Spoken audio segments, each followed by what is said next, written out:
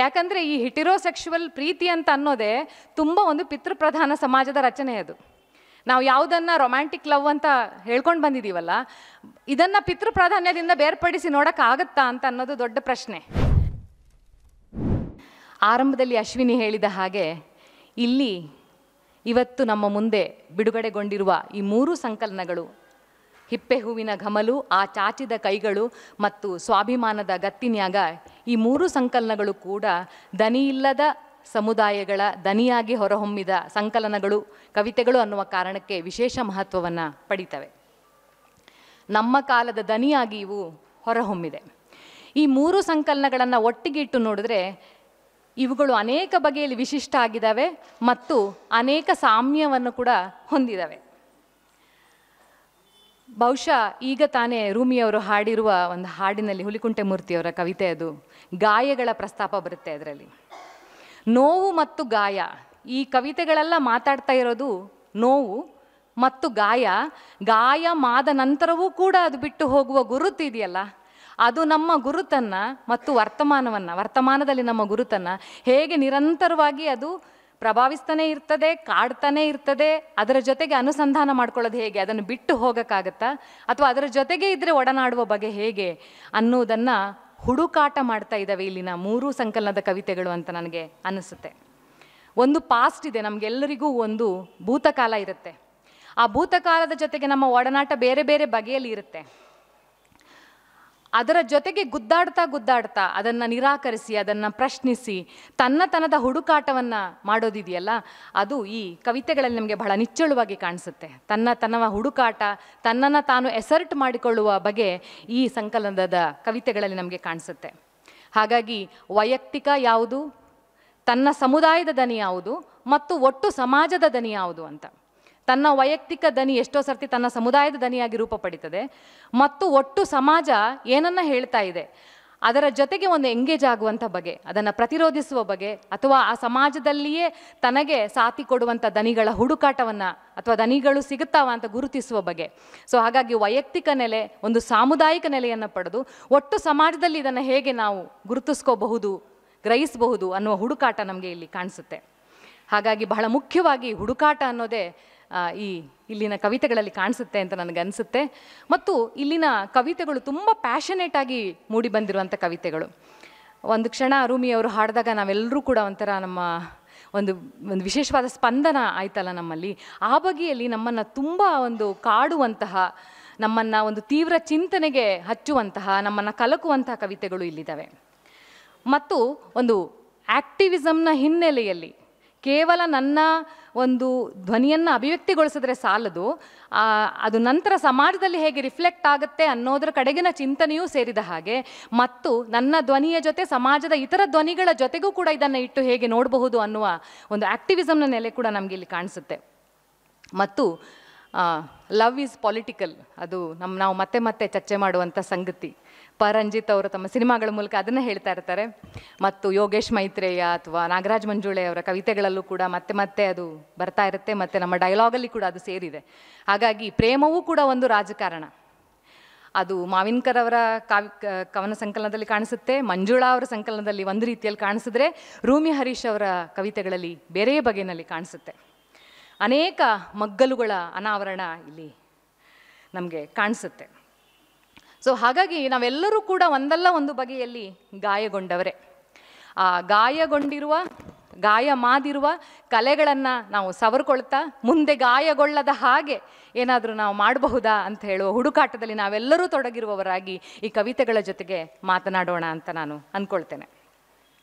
ಪ್ರಿಯಾಂಕಾ ಅವರ ಕವಿತೆಗಳು ಒಂದು ರೀತಿಯ ಸುಡು ವಾಸ್ತವದ ಕೆಂಡವನ್ನು ಉಡಿಯೊಳಗಿಟ್ಟು ಬರೆದಿರುವ ಒಂದು ಆ್ಯಕ್ಟಿವಿಸಮ್ನಿಂದ ನೇರವಾಗಿ ಬಂದು ಬರೆದಿರುವಂಥ ಕವಿತೆಗಳ ಹಾಗೆ ನಮಗೆ ಕಾಣಿಸಿದ್ರೆ, ಮಂಜುಳಾ ಹುಲಿಕುಂಟೆ ಅವರ ಕವಿತೆಗಳು ತುಂಬ ಒಂದು ಕವಿತೆಯ ಬಗೆಗಿನ ಮೋಹ, ಬದುಕಿನ ಬಗೆಗಿನ ತೀವ್ರ ವ್ಯಾಮೋಹದಿಂದ ಮೂಡಿ ಬಂದಿರುವ ಕವಿತೆಗಳ ಹಾಗೆ ಕಾಣಿಸುತ್ತೆ. ರೂಮಿ ಹರೀಶ್ ಅವರ ಕವಿತೆಗಳು ಅಸ್ತಿತ್ವವಾದಿ ನೆಲೆಯ ಕವಿತೆಗಳ ಹಾಗೆ ನಮಗೆ ಕಾಣಿಸುತ್ತೆ. ಹೀಗೆ ಅವುಗಳಲ್ಲಿ ಒಂದಷ್ಟು ಭಿನ್ನತೆಗಳನ್ನು ನಾವು ಗುರುತಿಸಿದ್ರೂ ಕೂಡ ಈ ಭಿನ್ನತೆಗಿಂತ ಸಾಮ್ಯನೇ ಹೆಚ್ಚಿದೆ ಅಂತ ನನಗೆ ಅನಿಸುತ್ತೆ. ಹಾಗಾಗಿ ದಾಟುವುದು, ಮೀರುವುದು, ನಮ್ಮನ್ನು ನಾವು ನಿರಸನಗೊಳ್ಳುವುದು, ನಮ್ಮನ್ನು ನಾವು ಛಿದ್ರಗೊಳಿಸ್ಕೊಳ್ತಾ ಮತ್ತೆ ಒಂದುಗೂಡಿಸುವುದು. ಸೊ ಆ ಒಂದು ಪ್ರಯತ್ನದಲ್ಲಿ ಇಲ್ಲಿನ ಕವಿತೆಗಳಿರೋದು ನನಗೆ ಅನಿಸುತ್ತೆ. ನಾನು ಒಂದೊಂದು ಕವನ ಸಂಕಲನದ ಬಗ್ಗೆ ಕೂಡ ಕೆಲವು ಮಾತುಗಳನ್ನು ಒಟ್ಟಾರೆಯಾಗಿ ಆಡಿದ ನಂತರ ಒಂದೊಂದು ಕವನ ಸಂಕಲನದ ಬಗ್ಗೆಗೂ ಕೂಡ ಕೆಲವು ನಿಮಿಷಗಳನ್ನು ಮಾತಾಡಿ ಕೊನೆಗೆ ನನ್ನ ಮಾತನ್ನು ಸಮ್ಮಪ್ ಮಾಡೋಣ ಅಂತ ಅಂದ್ಕೊಳ್ತೇನೆ. ಮಂಜುಳಾ ಹುಲಿಕುಂಟೆಯವರ ಹಿಪ್ಪೆ ಹೂವಿನ ಘಮಲು ಅನ್ನುವ ಸಂಕಲನದ ಕವಿತೆಗಳ ಬಗ್ಗೆ ಕೆಲವು ವಿಚಾರಗಳನ್ನು ಮೊದಲಿಗೆ ಹಂಚಿಕೊಳ್ಳೋದಕ್ಕೆ ಬಯಸ್ತೇನೆ. ಮಂಜುಳಾ ಹುಲಿಕುಂಟೆ ನನ್ನ ಈ ಪ್ರೀತಿಯ ಕವಿ. ಬಹಳ ಮೋಹ ಹುಟ್ಟಿಸುವ ಕವಿತೆಗಳನ್ನು ಅವರು ಬರೀತಾರೆ. ಫೇಸ್ಬುಕ್ಕಲ್ಲಿ ಕೂಡ ನಾವು ಅವ್ರ ಕವಿತೆಗಳನ್ನು ಓದಿದ್ದೀವಿ ನಾವೆಲ್ಲರೂ ಕೂಡ. ಅವರು ರಾವಣನ ಬಗ್ಗೆ ಬರೆದಿರುವ ಕವಿತೆಗೆ ನಾನು ತುಂಬ ಫಿದಾ ಆಗಿಬಿಟ್ಟಿದ್ದೆ. ಹಾಗೆ ನಾನು ದಕ್ಷನ ಮಗಳಲ್ಲ ಅನ್ನುವ ಕವಿತೆ ಕೂಡ ಹಾಗೆ ಬಹಳ ಪವರ್ಫುಲ್ ಆಗಿರುವಂಥ ಒಂದು ಕವಿತೆ. ಸೊ ಈಗ ಅವರು ದೀಪದುಳುವಿನ ಕಾತರ ಅನ್ನುವ ಸಂಕಲನದ ಬಳಿಕ ಈಗ ಅವರು ಹಿಪ್ಪೆ ಹೂವಿನ ಘಮಲು ಅನ್ನುವ ಸಂಕಲನವನ್ನು ತಂದಿದ್ದಾರೆ. ಆ ಹಿಪ್ಪೆ ಹೂವು ಕೂಡ ಮಂಜುಳಾ ಹುಲಿಕುಂಟೆಯವರ ಕವಿತೆಗಳು ಹಿಪ್ಪೆ ಹೂವಿನ ಹಾಗಿದ್ದಾವೆ ಅಂತ. ಅಂದರೆ ಅದರ ಘಮಲು, ಅದರ ಗಂಧ, ಅದರ ಒಂದು ಅದು ನಮ್ಮನ್ನು ಆವರಿಸಿಕೊಳ್ಳುವ ಬಗೆ ಇದೆಯಲ್ಲ, ಅದೇ ಬಗೆಯಲ್ಲಿ ಇಲ್ಲಿನ ಕವಿತೆಗಳು ನಮ್ಮನ್ನು ಆವರಿಸಿಕೊಳ್ತವೆ. ಪ್ರೇಮದ ಬಗ್ಗೆ ಬಹಳ ವ್ಯಾಮೋಹಿಯಾಗಿ ಬರೆಯುವ ಮಂಜುಳಾ ಲೋಕಪ್ರೇಮದಿಂದ ಸಮಾಜದಲ್ಲಿರುವ ವಿಷಮತೆಗಳ ಬಗ್ಗೆನೂ ಕೂಡ ಅದೇ ಥರದ ವ್ಯಾಕುಲತೆಯಿಂದ, ಅದೇ ಥರದ ಉತ್ಕಟತೆಯಿಂದ ಪದ್ಯ ಬರೀತಾರೆ. ಮುನ್ನುಡಿಯಲ್ಲಿ ಸರಸ್ವತಿ ಅಕ್ಕ ಗುರುತಿಸೋ ಹಾಗೆ ಪ್ರೇಮ ಅನ್ನೋದು ಒಂದು ಕಣ್ಕಟ್ಟು ಅಂತ ಶುರು ಮಾಡುವ ಮಂಜುಳಾ ಪ್ರೇಮ ಅನ್ನೋದೊಂದು ಬಂಡಾಯ ಅಂತ ಹೇಳಿ ಕೊನೆಗೆ ಪ್ರೇಮ ಅನ್ನೋದು ಒಂದು ರೆಕ್ಕೆ ಅಂತ ಹೇಳುವ ಆ ಒಂದು ಜರ್ನಿ ಅವರ ಕವಿತೆಗಳಲ್ಲಿ ನಮಗೆ ಕಾಣಿಸುತ್ತೆ. ಹಾಗಾಗಿ ಈ ಪ್ರೇಮದ ಒಂದು ನಿಕಷಕ್ಕೆ ಒಡ್ಡುಕೊಂಡು ತನ್ನನ್ನೇ ತಾನು ಕಂಡುಕೊಳ್ಳುವ ಬಗೆ ನಮಗೆ ಇಲ್ಲಿ ಕಾಣಿಸ್ತಾ ಹೋಗುತ್ತೆ. ಹಾಗಾಗಿ ಆ ಪ್ರೇಮ, ಸ್ವಪ್ರೇಮ ಅಥವಾ ಒಂದು ಪರಸ್ಪರ ಗಂಡು ಹೆಣ್ಣಿನ ಪ್ರೇಮ ಆಗಿರ್ಬೋದು, ನಂತರದ ಸಮುದಾಯದ ಜೊತೆಗಿನ ಒಂದು ಒಡನಾಟ ಮತ್ತು ಲೋಕಪ್ರೇಮ, ಇವೆಲ್ಲವೂ ಕೂಡ ಒಂದಾದ ನಂತರ ಒಂದು ಪಡೆದುಕೊಳ್ಳುವ ವಿಸ್ತಾರ ಇದೆಯಲ್ಲ ನಮಗೆ ಇವರ ಕವಿತೆಗಳಲ್ಲಿ ಗೊತ್ತಾಗ್ತಾ ಹೋಗುತ್ತೆ. ಈ ಎರಡು ದಾರಿಗಳಲ್ಲೂ ಕೂಡ ಪ್ರೇಮ ಅನ್ನೋದನ್ನು ವೈಯಕ್ತಿಕ ನೆಲೆಯಲ್ಲಿ ಅಂದ್ಕೊಂಡಾಗ್ಲೂ ಅಥವಾ ಲೋಕಪ್ರೇಮ ಅಂತ ಭಾವಿಸಿದಾಗಲೂ ಕೂಡ ಈ ದಾರಿ ಬಹಳ ಸರಳವಾದ ದಾರಿಯಲ್ಲ. ಹೆಜ್ಜೆ ಹೆಜ್ಜೆಗೂ ಕೂಡ ಎಡರು ತೊಡರುಗಳಿರುವ ಒಂದು ನೋವಿನ ಹಾದಿ. ಪ್ರತಿ ಹಂತದಲ್ಲೂ ಕೂಡ ನಮ್ಮನ್ನು ನಾವು ಒಡ್ಡುಕೊಂಡು ನೋಯ್ತಾ ಕಂಡುಕೊಳ್ಳುವಂಥ ಒಂದು ಹಾದಿ ಕೂಡ ಹೌದು ಇದು. ಹಾಗಾಗಿ ಮಂಜುಳಾ ಅವರಿಗೆ ನೋವೀಗ ಹಾಳೆಗಿಳಿಯುವಷ್ಟು ಹಗುರವಲ್ಲ ಅಂತ ಅನಿಸುತ್ತೆ. ಆದರೆ ಹಾಳೆಗಿಳಿಸದೆ ಬೇರೆ ದಾರಿ ಇಲ್ಲ. ಹಾಳೆಗಿಳಿಸೋದು ನಮಗಿರೋ ಒಂದು ದೊಡ್ಡ ಹಾದಿ ಅದು. ಯಾಕಂದರೆ ಹಾಳೆಗಿಳಿಸೋಕ್ಕಾಗಲ್ಲ ಅಂತ ಗೊತ್ತಿದ್ರೂ ಕೂಡ ಮತ್ತು ಸಮರ್ಥವಾಗಿ ಅದನ್ನು ನಾನು ಹಾಳೆಗಿಳಿಸಲ್ಲ ಅಂತ ಗೊತ್ತಿದ್ರೂ ಕೂಡ ಬೇರೆ ನಮಗೆ ಇರುವ ಹಲವು ಹಾದಿಗಳಲ್ಲಿ ಅದೊಂದು ಬಹಳ ಪ್ರಮುಖವಾದ ಹಾದಿ. ಹಾಗಾಗಿ ಮಂಜುಳಾ ಥರದವರಿಗೆ, ನಮ್ಮಂಥವರಿಗೆ ಬರೆಯೋದೇ ಒಂದು ದೊಡ್ಡ ಬಿಡುಗಡೆ, ನಮ್ಮನ್ನು ನಾವು ಕಂಡುಕೊಳ್ಳುವ ಹಾದಿ. ತುಂಬ ಮಹತ್ವದ ಕೆಲವು ಕವಿತೆಗಳು ಈ ಸಂಕಲನದಲ್ಲಿದ್ದಾವೆ. ನನಗೆ ಬಹಳ ಕಾಡಿದಂಥ ಒಂದು ಕವಿತೆ ಊರು ಬಿಡುವ ಮೊದಲು ಅನ್ನುವ ಒಂದು ಕವಿತೆ. ಯಾಕೋ ಇತ್ತೀಚೆಗೆ ನೋಡಿದ ಬಾಬ್ ಮಾರ್ಲಿ ಫ್ರಮ್ ಕೋಡಿಹಳ್ಳಿ, ಆಮೇಲೆ ಪೆರುಮಾಳ್ ಮುರುಗನ್ ಅವರ ಹುಟ್ಟೂರು ಅನ್ನುವ ಒಂದು ಕವಿತೆ ನೀವೆಲ್ಲರೂ ಓದಿರ್ತೀರ, ಅದರ ಅನುವಾದ ಹಾಕಿದ್ರು ನಮ್ಮ ಸ್ನೇಹಿತರು. ಅದನ್ನೆಲ್ಲ ನೋಡಿ ಓದಿ ಮಂಜುಳಾ ಅವರ ಸಂಕಲನ ಓದಿದಾಗ ಆ ಊರು ಬಿಡುವ ಮೊದಲು ಅನ್ನೋ ಕವಿತೆ ನನಗೆ ಬಹಳ ಕಾಡ್ತು. ಊರು ಅನ್ನೋದು ನಮ್ಮೆಲ್ಲರಲ್ಲೂ ಕೂಡ ವಿಚಿತ್ರವಾದ ಬೇರೆ ಬೇರೆ ಥರದ ಭಾವನೆಗಳನ್ನು ಹುಟ್ಟಿಸ್ತವೆ. ಪೆರುಮಾಳ್ ಮುರುಗನ್ ಅವರ ಕವಿತೆನಲ್ಲಿ ಆರಂಭದಲ್ಲಿ ಬರುತ್ತೆ, ಏನಂದರೆ ಯಾರನ್ನಾದರೂ ನಿಮ್ಮ ಊರು ಯಾವುದು, ನಿಮ್ಮ ಎಲ್ಲಿಂದ ಬಂದಿದ್ದೀರಾ ಅಂತ ಕೇಳೋ ಮೊದಲು ನೀವು ಸ್ವಲ್ಪ ಯೋಚನೆ ಮಾಡಿ ಅಂತ. ಆ ಒಂದು ಪ್ರಶ್ನೆ ಅವರಲ್ಲಿ ಏನೆಲ್ಲ ತಲ್ಲಣಗಳನ್ನು ಹುಟ್ಟಿಸಬಹುದು ಅಂತ ಕವಿತೆ ಶುರುವಾಗುತ್ತೆ. ಹಾಗೆ ಮಂಜುಳಾ ಬರೀತಾರೆ, ಊರೆಂಬ ಊರು ನನ್ನೊಳಗೂ ಉಳಿಯದೆ ಅದರೊಳಗೂ ನನ್ನನ್ನು ಉಳಿಸಿಕೊಳ್ಳದೆ, ಊರೆಂಬ ಊರು ನನ್ನೊಳಗೂ ಉಳಿಯದೆ ಅದರೊಳಗೂ ನನ್ನನ್ನು ಉಳಿಸಿಕೊಳ್ಳದೆ, ಕರುಳ ಬಂಧವನ್ನೇ ಕತ್ತರಿಸಿ ಹಾಕಿದ ಆ ಹಾಳು ಕೊಡಲಿ ಕಾವುಗಳ ಕುರಿತು ಕೋಪಗೊಳ್ಳುತ್ತೇನೆ ಅಂತ ಬರೀತಾರೆ. ಊರಿನ ಜೊತೆಗಿನ ಈ ಥರದ ಒಂದು ಸಂಘರ್ಷಾತ್ಮಕವಾದ ಅಥವಾ ಒಂದು ನೋವಿನ ಒಂದು ನೆನಪುಗಳಿದಾವಲ್ಲ, ಅದು ಮತ್ತೆ ಮತ್ತೆ ಈ ಪ್ರಿಯಾಂಕಾ ಅವರ ಕವಿತೆಗಳಲ್ಲೂ ಕೂಡ ನಮಗೆ ಕಾಣಿಸುತ್ತೆ. ನಾನು ನೆಲದ ಮಗಳಲ್ಲ, ನಾನು ನೆಲದ ಮಗಳು ಅಂತ ನಾನು ಹೇಗೆ ಹೇಳಲಿ ಅನ್ನುವ ಒಂದು ಪ್ರಶ್ನೆ ಇದೆಯಲ್ಲ, ಅದು ಎಲ್ಲ ತಳ ಸಮುದಾಯದವರ ಪ್ರಶ್ನೆ ಕೂಡ ಹೌದು. ಊರು ಅನ್ನೋದು ಒಂದು ಹಾಂಟಿಂಗ್ ಆಗಿರುವ ಸಂಗತಿ ಕೂಡ ಆಗಿರುತ್ತೆ ಎಷ್ಟೋ ಸರ್ತಿ. ಸೊ ಹೀಗೆ ಸುತ್ತಲಿನ ಸಂಗತಿಗಳು ಅನೇಕ ಕಾರಣಗಳಿಗಾಗಿ ನಮ್ಮನ್ನು ಛಿದ್ರಗೊಳಿಸ್ತಾ ಇರಬೇಕಾದ್ರೆ ನನ್ನನ್ನು ನಾನು ಒಟ್ಟುಗೂಡಿಸ್ಕೊಳ್ಳೋದು ಹೇಗೆ ಅನ್ನೋದು ಬಹಳ ದೊಡ್ಡ ಪ್ರಶ್ನೆ. ಬಹುಶಃ ಅನೇಕ ಚಿಂತನೆಗಳು ನಮಗೆ ಸಹಾಯ ಮಾಡ್ಬೋದು. ಸಾಮುದಾಯಿಕ ನೆಲೆಯ ಒಂದು ಸಂಘಟನೆ ಸಹಾಯ ಮಾಡ್ಬೋದು, ಬರವಣಿಗೆನೂ ಸಹಾಯ ಮಾಡ್ಬೋದು, ನಮ್ಮನ್ನು ನಾವು ಗೌರವಿಸೋದು ಪ್ರೀತಿಸಿಕೊಳ್ಳುವ ಒಂದು ದಾರಿಯೂ ಕೂಡ ಸಹಾಯ ಮಾಡ್ಬೋದು. ಮಂಜುಳಾ ಬರೀತಾರೆ, ಉಳಿದಿದ್ದೇನೆ ನಾನು, ಇಷ್ಟೆಲ್ಲ ಛಿದ್ರತೆಗಳ ಮಧ್ಯೆ ಕೂಡ ನಾನು ಉಳಿದಿದ್ದೇನೆ, ಛಿದ್ರವಾಗಿದ್ದೇನೆ ನಿಜ, ಮತ್ತೆ ಹುಟ್ಟು ಪಡೆದಿದ್ದೇನೆ, ನನ್ನಂಥವಳೊಬ್ಬಳನ್ನು ಮತ್ಯಾರೋ ಕೂಡಿಡಲಾಗದ್ದಕ್ಕೆ ನಾನೇ ಒಟ್ಟಾಗಿದ್ದೇನೆ. ಬೇರೆ ನಮ್ಮನ್ನು ನಾವು ಒಟ್ಟುಗೂಡಿಸ್ಕೊಳ್ಳೋಕ್ಕೆ ನಾವಾದರೂ ಪ್ರಯತ್ನ ಮಾಡಿದೆ, ಬೇರೆ ದಾರಿ ಏನಿದೆ? ಸೊ ಆ ರೀತಿಯ ಒಂದು ತನ್ನನ್ನು ತಾನು ಸ್ಥಾಪಿಸಿಕೊಳ್ಳುವ ನೆಲೆಯಲ್ಲಿ ಈ ಒಂದು ಅವರ ಜರ್ನಿ ಇದೆಯಲ್ಲ, ಅದು ಆ ರೀತಿನಲ್ಲಿ ಕಾಣಿಸ್ಕೊಳ್ಳೋದು ಬಹಳ ಮುಖ್ಯವಾದ ಸಂಗತಿ ಅಂತ ನನಗೆ ಅನಿಸುತ್ತೆ. ಹಾಗಾಗಿ ಈ ಕಾಲದ ಒಂದು ಹೆಣ್ಣು ಮಕ್ಕಳ ಬರವಣಿಗೆಯಲ್ಲಿ ಕಾಣುವ ಒಂದು ಸೆಲ್ಫ್ ಅಸರ್ಷನ್ ಏನಿದೆ, ಕೇವಲ ಪ್ರತಿರೋಧ ಮಾತ್ರ ಅಲ್ಲ, ನನ್ನನ್ನು ನಾನು ಕಂಡುಕೊಳ್ಳುವ ಬಗೆ ಇದೆಯಲ್ಲ, ಅದು ಬಹಳ ಮುಖ್ಯವಾಗಿ ನಮಗೆ ಇವರ ಪ್ರೀತಿಯ ಬಗೆಗಿನ ಕವಿತೆಗಳಲ್ಲಿ ಬಹಳ ಸ್ಪಷ್ಟವಾಗಿ ಕಾಣಿಸುತ್ತೆ. ಸೊ ದಾನವನ ಬಗ್ಗೆ ಕವಿತೆ ಇದೆ, ವೇಮುಲ ಬಗ್ಗೆ ಕವಿತೆ ಇದೆ, ಹೋರಾಟದ ಸಂಗಾತಿಯಾಗಿರುವ ತ್ರಿಮೂರ್ತಿಯ ಸಾವಿನ ನಂತರ ಅವ್ರಿಗೆ ಅದು ಸಾವು ತುಂಬ ಕಾಡಿ ಬರೆದಂಥ ಕವಿತೆಗಳಿದ್ದಾವೆ. ಸಾವು ಎಲ್ಲರಿಗೂ ಇದೆ, ನೊಂದವರ ಬದುಕಿಗಾಗಿ ಜೀವ ತೆತ್ತವರ ಬದುಕು ಮಾತ್ರ ಎಲ್ಲರೊಂದಿಗೆ ಜೀವಂತವಿರುತ್ತದೆ ಅಂತ ಮಂಜುಳಾ ಬರೀತಾರೆ. ಸೊ ಅನೇಕ ಬಗೆಯ ಬಂಧನಗಳಿದ್ದಾವೆ ನಮಗೆ. ಸಾಮಾಜಿಕವಾದ ಬಂಧನ ಇರ್ಬೋದು, ಕೌಟುಂಬಿಕವಾದ ಬಂಧನ ಇರ್ಬೋದು, ಅಥವಾ ದೇಹವೇ ಒಂದು ಬಂಧನ ಅಂತ ಅನಿಸ್ತಾ ಇರ್ಬೋದು. ಸೊ ಇವನ್ನೆಲ್ಲವನ್ನು ಕೂಡ ದಾಟಿ ಹೋಗಬೇಕು ಅಂತ ಅಂದರೆ ಸರಿ ತಪ್ಪಿನಾಚೆಗಿನ ಖಾಲಿ ಬಯಲಿಗೂ ಯಾರೋ ಬಾಗಿಲಿಟ್ಟ ಸ್ಥಿತಿ ಇದೆ. ಸೊ ಅದನ್ನು ಮೀರಿಕೊಳ್ಳುವ ದಾರಿ ಅಷ್ಟು ಸುಲಭದ ದಾರಿ ಅಲ್ಲ. ಆದರೆ ಆ ಮೀರಿಕೊಳ್ಳುವ ಒಂದು ಹಂತದಲ್ಲಿ ನಾನು ರೆಕ್ಕೆ ಕಟ್ಟಿಕೊಂಡಿದ್ದೇನೆ ಅಂತ ಮಂಜುಳಾ ಹೇಳ್ತಾರೆ. ಆದರೆ ಎಷ್ಟೋ ಸರ್ತಿ ನಾವು ರೆಕ್ಕೆಯನ್ನು ಕಟ್ಕೊಂಡಿದ್ದೀವಿ ಅಂತ ಅಂದರೂ ಕೂಡ ಪರಸ್ಪರರ ರೆಕ್ಕೆಗಳನ್ನು ಕಟ್ಕೊಂಡು ಇಬ್ಬರೂ ಕೂಡ ಅಥವಾ ಅನೇಕ ಜನರು ಕೂಡ ಒಟ್ಟಿಗೆ ಹಾರಲಾಗದ ಸ್ಥಿತಿ ನಾವು ತಂದ್ಕೊಳ್ತೀವಿ. ಅದು ಒಂದು ದೊಡ್ಡ ವಿಪರ್ಯಾಸ. ಆದರೆ ನಿರಂತರವಾಗಿ ನಾವು ಇದನ್ನು ಮೀರುವ, ದಾಟುವ ಕಡೆಗೆ ನಾವು ಹೇಗೆ ತುಡಿತಾ ಇದ್ದೀವಲ್ಲ, ಅದು ಬಹಳ ಮುಖ್ಯವಾದದ್ದು ಅಂತ ಅನಿಸುತ್ತೆ. ಹಾಗಾಗಿ ಮಂಜುಳಾ ಹೇಳ್ತಾರೆ, ರೆಕ್ಕೆ ಬಲಿತ ಹಕ್ಕಿ ಉಂಡು ಹಾರಿ ಹೋಗುವಂತೆ ಹಾರಲಾಗದ ಮನುಷ್ಯನ ಬಂಧಗಳೆಲ್ಲವೂ ಅಕ್ರಮವೇ ಅಂತ. ಯಾವಾಗ ನಮ್ಮನ್ನು ನಾವು ಒಂದು ಬಂಧನದಿಂದ ಬಿಡಿಸಿಕೊಳ್ಳಕ್ಕಾಗದೇ ಇರೋ ಒಂದು ಸ್ಥಿತಿ ಇದೆಯಲ್ಲ, ಅದು ನಮ್ಮನ್ನು ಎಲ್ಲಿಗೆ ತೊಗೊಂಡು ಹೋಗುತ್ತೆ, ಮತ್ತೆ ಮತ್ತೆ ಮತ್ತೆ ಮತ್ತೆ ಅದರೊಳಗಡೆ ಸುಡಿಗೆ ಸಿಲುಕಿಸ್ತಾ ಇರುತ್ತಲ್ಲ ಅಂತ ಅನ್ನೋದು ಒಂದು ಸಾಮಾಜಿಕ ಪ್ರಶ್ನೆ ಆಗುವ ಜೊತೆಗೆ ಒಂದು ಅಸ್ತಿತ್ವವಾದಿ ಪ್ರಶ್ನೆ ಕೂಡ ಆಗುತ್ತೆ ಇಲ್ಲಿ ನಮಗೆ. ಹೀಗೆ ಹಾರಲಾಗದ್ದಕ್ಕೆ ಅಥವಾ ಹಾರಲಾಗದಂತೆ ನಮ್ಮನ್ನು ಬಂಧಿಸಿಟ್ಟುವ ಸಂಗತಿಗಳು ಯಾವುವು ಅಂತ ನಾವು ಯೋಚನೆ ಮಾಡಿದ್ರೆ ಸಾಮಾಜಿಕ ರಚನೆ ಇರ್ಬೋದು, ಸಂಬಂಧಗಳ ರಚನೆ ಇರ್ಬೋದು, ನಾವೇ ನಮಗೆ ಹಾಕಿಕೊಂಡಿರುವ ಬೇಲಿಗಳಾಗಿರ್ಬೋದು. ಇದನ್ನೆಲ್ಲ ನಾವು ಮರುವಿನ್ಯಾಸ ಮಾಡ್ಕೋಬೇಕು, ಮತ್ತೆ ಪ್ರಶ್ನೆ ಮಾಡ್ಕೋಬೇಕು. ಆದರೆ ಎಷ್ಟೋ ಸರ್ತಿ ಸಾಮಾಜಿಕ ನೆಲೆಯಲ್ಲಿ ನಾವು ಪ್ರಶ್ನೆ ಮಾಡ್ತೀವಿ, ವೈಯಕ್ತಿಕ ನೆಲೆಯಲ್ಲಿ, ಸಂಬಂಧಗಳ ನೆಲೆಯಲ್ಲಿ ಈ ಪ್ರಶ್ನೆಯನ್ನು ನಾವು ಹೆಚ್ಚು ಮಾಡ್ಕೊಳ್ಳೋಕೆ ಹೋಗಲ್ಲ ಅಂತ ಅನಿಸುತ್ತೆ.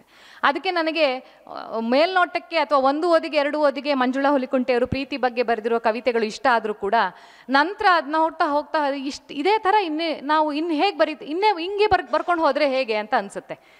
ಎಲ್ಲ ಒಂದು ಕಡೆ ಬೇರೆ ಥರ ನಾನು ಬರಿತೀನಿ ಅದೇ ಥರನೇ, ನನ್ನನ್ನು ಸೇರಿಸ್ಕೊಂಡಾಗೆ ಅಥವಾ ನಾವೆಲ್ಲ ಇವತ್ತು ಬರಿತಾ ಇರೋರಿಗೆ ಸೇರ್ಕೊಂಡು ನಮಗೆ ನಾವು ಕೇಳ್ಕೊಳ್ಳೋ ಪ್ರಶ್ನೆ ಅಂದರೆ ಪ್ರೇಮದ ಬಗ್ಗೆ ಇದೇ ಥರ ಎಷ್ಟು ಸಮಯ ಅಂತ ನಾವು ಬರ್ಕೊಂಡು ಹೋಗೋಣ ಅಂತ ಅನಿಸುತ್ತೆ. ಯಾಕಂದರೆ ಈ ಹಿಟಿರೋಸೆಕ್ಷುವಲ್ ಪ್ರೀತಿ ಅಂತ ಅನ್ನೋದೇ ತುಂಬ ಒಂದು ಪಿತೃಪ್ರಧಾನ ಸಮಾಜದ ರಚನೆ. ಅದು ನಾವು ಯಾವುದನ್ನು ರೊಮ್ಯಾಂಟಿಕ್ ಲವ್ ಅಂತ ಹೇಳ್ಕೊಂಡು ಬಂದಿದ್ದೀವಲ್ಲ, ಇದನ್ನು ಪಿತೃಪ್ರಾಧಾನ್ಯದಿಂದ ಬೇರ್ಪಡಿಸಿ ನೋಡೋಕ್ಕಾಗತ್ತಾ ಅಂತ ಅನ್ನೋದು ದೊಡ್ಡ ಪ್ರಶ್ನೆ. ಬಹುಶಃ ಇವತ್ತಿಗೆ ನಮಗೆ ಎಷ್ಟೋ ಪ್ರೀತಿಗೆ ಸಂಬಂಧಪಟ್ಟ ಎಷ್ಟೋ ಕವಿತೆಗಳನ್ನು ನಾವು ಎಂಜಾಯ್ ಮಾಡೋ ಸ್ಥಿತಿನಲ್ಲಿ ಇಲ್ಲ. ಯಾಕಂದರೆ ಅಲ್ಲಿರೋದೇ ಹೈರಾರ್ಕಿ, ಒಂದು ಪೇಟ್ರಿಯಾರ್ಕಿ ಇದೆ. ಹಾಗಾಗಿ ಸಾಮಾಜಿಕ ರಚನೆಯಲ್ಲಿ ನಾವು ನಮ್ಮನ್ನು ಕಟ್ಟಿ ಇಡುವಂತಹ, ಹಾರಕ್ಕೆ ನಮ್ಮನ್ನು ಬಿಡದೇ ಇರುವಂಥ ಸಂಗತಿಗಳನ್ನು ನಾವು ಪ್ರಶ್ನೆ ಮಾಡುವ ಹಾಗೆ, ವೈಯಕ್ತಿಕ ನೆಲೆಯಲ್ಲಿ, ಸಂಬಂಧಗಳ ನೆಲೆಯಲ್ಲೂ ಕೂಡ ನಮ್ಮನ್ನು ಕಟ್ಟಿ ಇಡುವ ಸಂಗತಿಗಳು ಬಹಳ ಇಮೋಷನಲ್ ಆಗಿ ಅದು ನಮ್ಮನ್ನು ಆವರಿಸಿಕೊಂಡಿರ್ತವೆ. ಅದನ್ನು ನಾವು ಪ್ರಶ್ನೆ ಮಾಡ್ಕೊಳ್ಳದೆ ಹೋದರೆ, ಮೀರದೆ ಹೋದರೆ ಬಹುಶಃ ಇನ್ನೊಂದು ಜಿಗಿತ ಅಥವಾ ಹೊರಳು ನಮಗೆ ಸಾಧ್ಯ ಆಗಲ್ಲ ಅಂತ ಅನಿಸುತ್ತೆ. ಅದು ಪ್ರಿಯಾಂಕಾ ಅವರ ಕವಿತೆಗಳನ್ನು ಓದಾಗಲೂ ಕೂಡ ನನಗೆ ಹಾಗೆ ಅನ್ನಿಸ್ತು. ಬಟ್ ಅದು ಪ್ರಿಯಾಂಕಾ ಮಂಜುಳಾ ಅಂತ ಮಾತ್ರ ಅಲ್ಲ, ನಾನು ಹೇಳಿದಾಗೆ ನನ್ನನ್ನು ಸೇರಿಕೊಂಡಾಗೆ ನಾವು ಬರಿತಾ ಇರುವ ಒಂದು ರೀತಿಯನ್ನು ನಾವು ಮತ್ತೆ ಪ್ರಶ್ನಿಸ್ಕೊಳ್ಬೇಕಾಗತ್ತೆ. ಮತ್ತು ಇದನ್ನು ಬಹಳ ಸೂಕ್ಷ್ಮವಾಗಿ ಮತ್ತು ಬಹಳ ಸ್ಪಷ್ಟತೆಯೊಂದಿಗೆ ಇದನ್ನು ನಾವು ಎದುರಾಗಬೇಕಾದ ಅಗತ್ಯ ಇದೆ ಅಂತ ನನಗೆ ಅನಿಸುತ್ತೆ. ಯಾಕಂದರೆ ನಮಗೆ ಅರಿವಿಲ್ಲದೆ ನಾವು ಅದರೊಳಗೆ ಸಿಲುಕಿ ನೋಯ್ತಾ ಇರ್ತೀವಿ. ಹಾಗೆ ಇವೆಲ್ಲದರ ನಡುವೆ ಕೂಡ ವ್ಯಾಮೋಹಿಯಂತೆ ಬದುಕುವ ಮಂಜುಳಾ ಅವರು ತೀವ್ರವಾಗಿ ಬದುಕೋದ್ರ ಮೂಲಕನೇ ನಾನೆಲ್ಲ ಇದಕ್ಕೆ ಉತ್ತರವನ್ನು ಕಂಡ್ಕೊಳ್ತಾ ಅಥವಾ ದಾರಿಯನ್ನು ಕಂಡ್ಕೊಳ್ತಾ, ಉತ್ತರ ಅನ್ನೋದು ಸಿದ್ಧವಾಗಿ ಎಲ್ಲೂ ಇರೋದಿಲ್ಲ ಅಥವಾ ಉತ್ತರವನ್ನು ಕಂಡ್ಕೊಳ್ತೀವಿ ಅನ್ನೋದು ಇರೋದಿಲ್ಲ, ಬಟ್ ತೀವ್ರವಾಗಿ ಬದುಕುವ ಮೂಲಕ ಇದನ್ನೆಲ್ಲ ಅವರು ಇದರ ಜೊತೆಗೆ ದಾಟುವ ಪ್ರಯತ್ನವನ್ನು ಅವರು ಮಾಡ್ತಾರೆ ಅಂತ ಅನಿಸುತ್ತೆ. ಅದಕ್ಕೆ ಬದುಕು ಯಾವ ಕ್ಷಣವೂ ನನ್ನ ಶಪಿಸದಂತೆಯೇ ಬದುಕಿದ್ದೇನೆ ಅಂತ ಹೇಳಿ ಅವರು ಬರೀತಾರೆ. ಸೊ ಈ ಬಗೆಯ ಒಂದು ತನ್ನನ್ನು ತಾನು ಕಂಡುಕೊಳ್ಳುವ, ಸ್ಥಾಪಿಸಿಕೊಳ್ಳುವಂತಹ ಒಂದು ದಿಟ್ಟ ಧ್ವನಿಯಾಗಿ ಮಂಜುಳಾ ಅವರ ಕವಿತೆಗಳು ನಮಗೆ ಕಾಣಿಸುತ್ತೆ. ಆ ಚಾಚಿದ ಕೈಗಳು ರೂಮಿ ಹರೀಶ್ ಅವರ ಸಂಕಲನ. ಇದು ಇಲ್ಲಿ ತುಂಬ ಕಾಡುವಂತಹ ಕವಿತೆಗಳಿದೆ, ಆಳವಾಗಿ ನಮ್ಮನ್ನು ಕಲಕುವಂತಹ ಕವಿತೆಗಳಿದ್ದಾವೆ. ಇದನ್ನು ಅರ್ಥ ಮಾಡಿಕೊಳ್ಳುವುದು, ಇದರ ಒಳ ಹೊಕ್ಕು ನೋಡುವುದು, ಇದನ್ನು ವಿವರಿಸ್ಕೊಳ್ಳೋದು ನನಗೂ ಕೂಡ ಸವಾಲೇ ಅದು. ಯಾಕೆಂತಂದರೆ ಅವರು ತಮ್ಮದಲ್ಲದ ದೇಹದೊಳಗೆ ಸೆರೆಯಾಗಿ ಇದ್ದು ಆನಂತರ ಬಿಡುಗಡೆಯನ್ನು ಪಡೆದು ಒಬ್ಬ ಟ್ರಾನ್ಸ್ ಮ್ಯಾನ್ ಆಗಿ ನಮ್ಮ ಮುಂದೆ ಇದ್ದಾರೆ. ಸೊ ಅವರ ಒಂದು ನೋವು, ಅವರು ಅನುಭವಿಸಿರುವ ಅವರ ಜರ್ನಿ, ಅದನ್ನು ನಾನು ತುಂಬ ಹತ್ತಿರದಿಂದ ನೋಡಿಲ್ಲ. ಇಲ್ಲಿರೋ ತುಂಬ ಜನ ಹತ್ತಿರದಿಂದ ಅವರ ನಿಕಟ ಒಡನಾಟದಲ್ಲಿದ್ದಾರೆ. ಬಟ್ ನಾನು ನನಗೆ ಗೊತ್ತು, ಯಾಕೆಂದರೆ ನನ್ನ ತಂಗಿ ಹಿಂದೂಸ್ತಾನಿ ಹಾಡ್ತಾ ಇದ್ಲು. ಹಾಗಾಗಿ ಅವಳು ಯಾವಾಗಲೂ ನಿಮ್ಮ ಬಗ್ಗೆ ಹೇಳ್ತಾ ಇದ್ಲು. ಆಗಿಂದ ನಾನು ನಿಮ್ಮ ಜೊತೆಗೆ ಮಾತಾಡದೇ ಇದ್ದರೂ ಕೂಡ ನಿಮ್ಮ ಮಾತು ಅಥವಾ ನಿಮ್ಮ ಸಂಗೀತ, ನಿಮ್ಮ ಯೋಚನೆಗಳ ಬಗ್ಗೆ ನನಗೆ ಒಂದು ಸಣ್ಣ ಪರಿಚಯ ದೂರದಿಂದ ಇದೆ. ಮತ್ತು ನಿಮ್ಮ ಆತ್ಮಕಥೆ ದಾದಾಪೀರವರು ನೆರೇಟ್ ಮಾಡಿದ್ದದನ್ನು ಓದಿದ್ದೆ. ನಮಗೆ ಸಣ್ಣದಿಂದಲೂ ಕೂಡ ಹೀಗೆ ಹೆಜ್ಜೆ ಹಾಕು, ಹೀಗಿರೋದೇ ಸರಿ ಅನ್ನೋ ಒಂದು ಕನ್ಫರ್ಮಿಟಿಯನ್ನೇ ಎಲ್ಲರೂ ಹೇಳ್ಕೊಟ್ಟಿರ್ತಾರೆ. ಹೆಣ್ಣು ಅಂದರೆ ಹೀಗಿರಬೇಕು, ಗಂಡು ಅಂದರೆ ಹೀಗಿರಬೇಕು, ಅಲ್ಲಿಂದ ಶುರುವಾಗಿ ಪ್ರತಿಯೊಂದು ವಿಷಯದಲ್ಲೂ ಕೂಡ ಇದೇ ಥರ ಹೆಜ್ಜೆ ಹಾಕು, ಇದೇ ಥರ ಹೆಜ್ಜೆ ಹಾಕು, ಇದೊಂದು ಡ್ಯಾನ್ಸ್ ಆ ಥರ ಹೇಳ್ಕೊಟ್ಟಿರ್ತಾರೆ.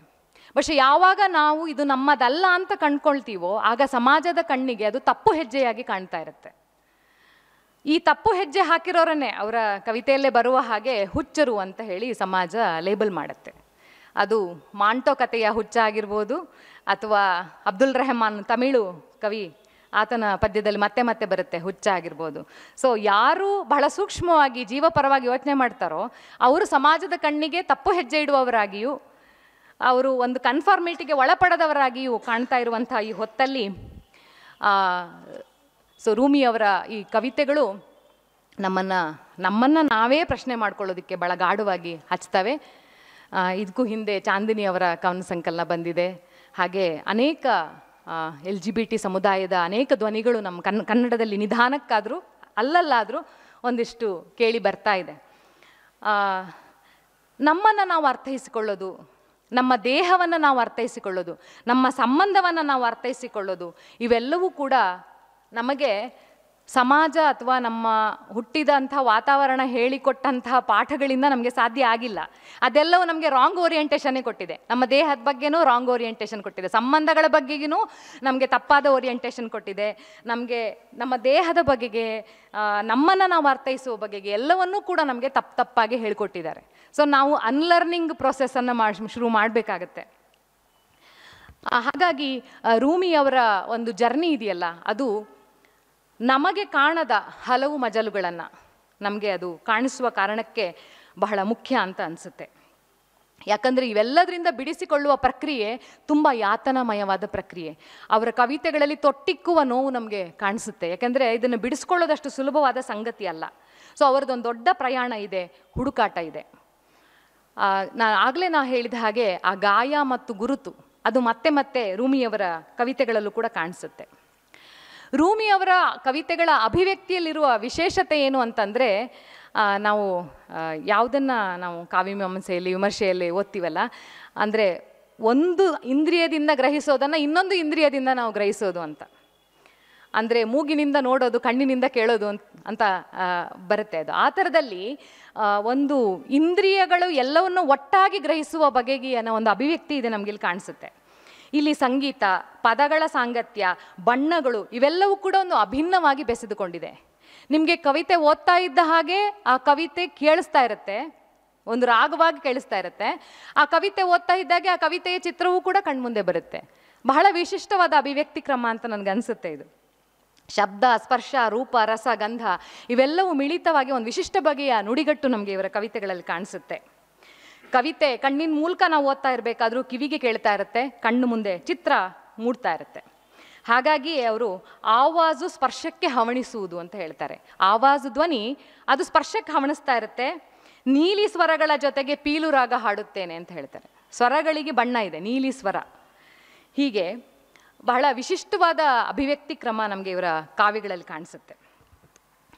ಆಳದ ನೋವು, ತನ್ನತನದ ಹುಡುಕಾಟ, ಅಷ್ಟರ ಮಧ್ಯದಲ್ಲೇ ಸಿಗುವ ಸಾರ್ಥಕ ಕ್ಷಣಗಳು, ಪ್ರೀತಿ ಎಂದರೇನು ಅನ್ನುವ ಪ್ರಶ್ನೆ, ಕಾಮನೆಗಳ ಆಳ ಅಗಲ, ಇವೆಲ್ಲವೂ ಕೂಡ ಇವರ ಕಾವ್ಯದ ಒಂದು ಮತ್ತೆ ಮತ್ತೆ ರೆಕರ್ ಆಗುವಂತಹ ಒಂದು ಸಂಗತಿಗಳಾಗಿದ್ದಾವೆ ಕಾವ್ಯದಲ್ಲಿ. ಸೊ ಈ ಪ್ರೀತಿ ಅಂದರೆ ಏನು? ವಯಸ್ಸು, ಲಿಂಗತ್ವ, ವರ್ಗ, ಜಾತಿ, ಧರ್ಮ ಎಲ್ಲವನ್ನ ಮೀರಿದ್ದು ಆ ಒಂದು ಉತ್ಕಟತೆ ಇದೆಯಲ್ಲ, ಆ ಕವಿತೆಗಳಲ್ಲಿ ನಮಗೆ ಕಾಣಿಸ್ತಾ ಹೋಗುತ್ತೆ. ಒಂದು ಕವಿತೆಯಲ್ಲಿ ಅವರು ಬರೀತಾರೆ, ಬಾಗಿಲುಗಳೇ ಇಲ್ಲದ ಖಾಲಿತನದ ಮನೆಯಲ್ಲಿ ಮುದುಕಿಯೊಬ್ಬಳು ತನ್ನ ಸಖಿಗಾಗಿ ಕಾಯುತ್ತಾ ಸಾವನ ಬೀತೋ ಜಾಯೆ ಹಾಡುತ್ತಿರಬೇಕು ಅಂತ ಆಶಯವನ್ನು ವ್ಯಕ್ತಪಡಿಸ್ತಾರೆ. ಬಾಗಿಲುಗಳೇ ಇಲ್ಲದ ಮನೆಯಲ್ಲಿ ಒಬ್ಬ ಮುದುಕಿ ತನ್ನ ಸಖಿಗಾಗಿ ಸಾವನ್ ಬೀತೋ ಜಾಯೆ ಹಾಡನ್ನು ಹಾಡ್ತಾ ಇರುವ ಆ ಚಿತ್ರಣ ಇದೆಯಲ್ಲ, ಕೇಳಿದ ತಕ್ಷಣ ನಮ್ಮ ಮನಸ್ಸಿನಲ್ಲಿ ಅದು ಮೂಡಿ ಬರ್ತಾ ಇದೆ. ಸೊ ಹೀಗೆ ಅನೇಕ ಏನು ನಾವು ಹಾಕಿಕೊಂಡಿರುವ ಕಂಪಾರ್ಟ್ಮೆಂಟ್ಗಳನ್ನು ಮೀರಿದಂತಹ ಆ ಪ್ರೀತಿ, ಅದರ ಉತ್ಕಟತೆ ನಮಗೆ ಇಲ್ಲಿ ಇವರ ಕವಿತೆಗಳಲ್ಲಿ ಕಾಣಿಸುತ್ತೆ.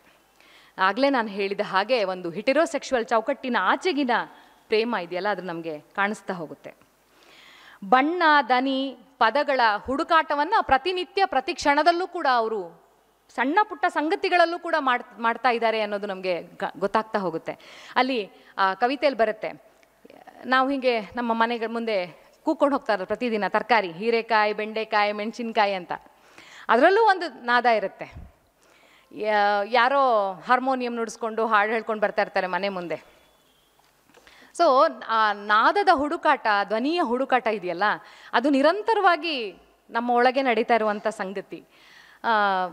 ಅದು ರೂಮಿಯವರ ಪದ್ಯಗಳಲ್ಲಿ ಮತ್ತೆ ಮತ್ತೆ ಕಾಣಿಸ್ತಾ ಹೋಗುತ್ತೆ. ನೋಡಿ, ಇಮೇಜ್ ಅನ್ನೋದು ಒಂದು ಶಬ್ದದ ಮೂಲಕ ಇಮೇಜ್ ಕಟ್ಟುವಂಥದ್ದು ಅವರ ಕವಿತೆಗಳಲ್ಲಿ ಹೇಗೆ ಬರುತ್ತೆ ಅನ್ನೋದಕ್ಕೆ ಒಂದು ಸಣ್ಣ ಪದ್ಯವನ್ನು ನಿಮ್ಮ ಮುಂದೆ ಓದೋದಕ್ಕೆ ನಾನು ಇಷ್ಟಪಡ್ತೇನೆ. ಕಂಡ್ರೆಪ್ಪೆ ಅದರಿ ಅಂತ ಹೇಳಿ. ನಿನ್ನೆ ಒಂದು ಕನಸ ಕಂಡೆ, ನರೆ ಹಿಡಿದ ನೀಳವಾದ ದಾಡಿ ತಡವಿಕೊಂಡು ನದಿ ದಂಡೆಯ ಮೇಲೆ ಕೂತು ಸುಕ್ಕು ಹಿಡಿದ ಕೈಯಲ್ಲಿ ಬೀಡಿ ಸೇದುತ್ತಾ ವಯಸ್ಸಾದ ಸಣ್ಣ ಮೈನಡುಕದ ಲಯದಲ್ಲಿ ತೂಗುತ್ತಾ ಮಂಜು ಕಣ್ಗಳಲ್ಲಿ ನೀರಿನ ಹೊಳಪು ತುಂಬಿಕೊಂಡು ನೀಳ ಉಸಿರೆಳೆದೊಡನೆ ಕಣ್ರೆಪ್ಪೆ ಅದರಿ ಕಣ್ಬಿಟ್ಟಾಗ ವಾಸ್ತವ ರಪ್ಪಂತ ಕೆನ್ನೆಗೆ ಹೊಡೆದು ಮೊಲೆಗಳ ಭಾರ ಸುಡಲಾರಂಭಿಸಿತು. ಈ ಕವಿತೆಯನ್ನು ವಿಶ್ಲೇಷಣೆ ಮಾಡಕ್ಕೆ ಹೋದರೆ ಈ ಕವಿತೆಯ ಗಹನತೆ ಕಳೆದು ಹೋಗುತ್ತೆ. ಬಟ್ ಈ ಕವಿತೆ ಕಟ್ಟಿಕೊಡುವ ಚಿತ್ರ ಎಂಥದ್ದು, ಅದು ನಮ್ಮೊಳಗೆ ಮೂಡಿಸುವಂಥ ಒಂದು ಗಾಢವಾದ ಭಾವ ಎಂಥದ್ದು ಅನ್ನೋದು ನಮಗೆ ಇದನ್ನು ಓದಿದಾಗ ಗೊತ್ತಾಗುತ್ತೆ. ಹಾಗೆ ಕ್ಲೋಸ್ ಅಪ್ ಶಾಟ್ ಅಂತ ಒಂದು ಕವಿತೆ ಇದೆ. ಅನೇಕ ಕವಿತೆಗಳಲ್ಲಿ ಇದ್ದಾವೆ. ಒಂದು ಚಿತ್ರದ ರೀತಿಯಲ್ಲೇ ಅದು ಮೂಡಿ ಬಂದಿರೋದನ್ನು ನಾವು ನೋಡ್ತೇವೆ. ಪರ್ಸನಲ್ ಈಸ್ ಪೊಲಿಟಿಕಲ್ ಅನ್ನೋ ಮಾತು ಮತ್ತೆ ನಾವು ಕೇಳಿರುವಂಥದ್ದು, ಅದು ಸ್ವಲ್ಪ ಕ್ಲೀಶೇನೂ ಆಗೋಗಿದೆ. ಬಟ್ ಅದು ನಿಜ, ಅದರಿಂದ ಮತ್ತೆ ನಾವು ಹೇಳಲೇಬೇಕಾಗತ್ತೆ. ಸೊ ಒಂದು ನೋವು, ನಮ್ಮ ನೋವು ಬಹುಶಃ ನಮಗೆ ಬೇರೆ ನೋವುಗಳನ್ನು ಅರ್ಥ ಮಾಡ್ಕೊಳ್ಳೋದಕ್ಕೆ ಸಹಾಯ ಮಾಡಬೇಕು. ವಾಸ್ತವವಾಗಿ ಎಷ್ಟೋ ಸರ್ತಿ ಹಾಗಾಗಲ್ಲ. ನಮ್ಮ ನೋವೇ ನಾವು ದೊಡ್ಡದು ಅಂತ ಅಂದ್ಕೊಂಡಿರ್ತೀವಿ. ಆದರೆ ಇಲ್ಲಿ ರೂಮಿಯವರ ಕವಿತೆಗಳನ್ನು ನೋಡಿದಾಗ ಅದನ್ನು ಹುಲಿಕುಂಟೆ ಮೂರ್ತಿಯವರು ಮುನ್ನುಡಿಯಲ್ಲಿ ಬರೆದಿದ್ದಾರೆ. ಅವರು ಆ ಶವ ಸುಡುವ ಹುಡುಗ ಅನ್ನೋ ಪದ್ಯ ಎಷ್ಟು ಕಾಡುವಂಥ ಪದ್ಯ, ತಣ್ಣಗಿನ ನೆತ್ತರು, ರೊಟ್ಟಿ ಅನ್ನುವ ಪದ್ಯ, ಹಾಗೆ ಮುರಿಯದ ಮಿಂಚು ಅನ್ನುವ ಪದ್ಯ, ಕಾಮಿನ ಬಿಲ್ಲಿನ ಹೂಗಳು ಅನ್ನುವ ಪದ್ಯ, ಇವೆಲ್ಲವೂ ಕೂಡ ಬಹಳ ವಾಚ್ಯವಾಗ್ದೇನೆ ಬಹಳ ಸಟಲ್ಲಾಗಿ ಸಮಾಜದಲ್ಲಿ ನಡೀತಾ ಇರುವಂತಹ ವಿಷಮತೆಗಳಿದಾವಲ್ಲ, ಜಾತಿ, ಧರ್ಮ, ಲಿಂಗ, ಕಾರಣಕ್ಕೆ ನಡೆಯುವಂತಹ ಒಂದು ವಿಷಮತೆ, ದೌರ್ಜನ್ಯದ ಬಗ್ಗೆ ಅವು ಒಂದು ಆಳದ ನೋವಿನಿಂದ ಅಭಿವ್ಯಕ್ತಿಸುವ ಬಗೆ ಇದೆಯಲ್ಲ, ಅದು ಬಹಳ ವಿಶಿಷ್ಟವಾದದ್ದು. ಹಾಗೆ ಅಮ್ಮ ಅಂತ ಒಂದು ಕವಿತೆ ಇದೆ. ಅಮ್ಮನನ್ನು ಎಲ್ಲರೂ ಒಂದು ಆದರ್ಶವಾಗಿಯೇ ನೋಡಿದ್ದು. ಸತಿ ಸಾವಿತ್ರಿ ಊರ್ಮಿಳೆ ಎಲ್ಲ ಅಂತ ಅಂದಾಗಲೂ ಕೂಡ ನನ್ನಮ್ಮ ಬದುಕಿದ್ದು ಕಾಳು ಕಡ್ಡಿ ದುಡಿತಕ್ಕೆ ಅಂದಾಗಲೂ ಕೂಡ ಅವಳು ಮತ್ತೆ ಕೆಲಸ ಮಾಡೋದು ಮನೆತನದ ಉದ್ಧಾರ ಸೂತ್ರ. ಅಮ್ಮ ಒಂದು ರಕ್ತ ಮಾಂಸ ತುಂಬಿರುವ, ದ್ವೇಷ, ಅಸೂಯೆ ಎಲ್ಲವನ್ನೂ ಹೊಂದಿರುವ, ಸಣ್ಣತನ, ಸ್ವಾರ್ಥ ಎಲ್ಲವೂ ಹೊಂದಿರೋ ಒಬ್ಬ ವ್ಯಕ್ತಿ ಅಂತ ಅನ್ನೋದನ್ನು ನಾವು ಎಷ್ಟೋ ಸರ್ತಿ ನಮ್ಮ ಬರಹಗಳಲ್ಲಿ ಕಾಣೋದೇ ಇಲ್ಲ. ಇವರ ಅಮ್ಮ ಅನ್ನುವ ಕವಿತೆ ಬಹಳ ವಿಶಿಷ್ಟವಾದದ್ದು.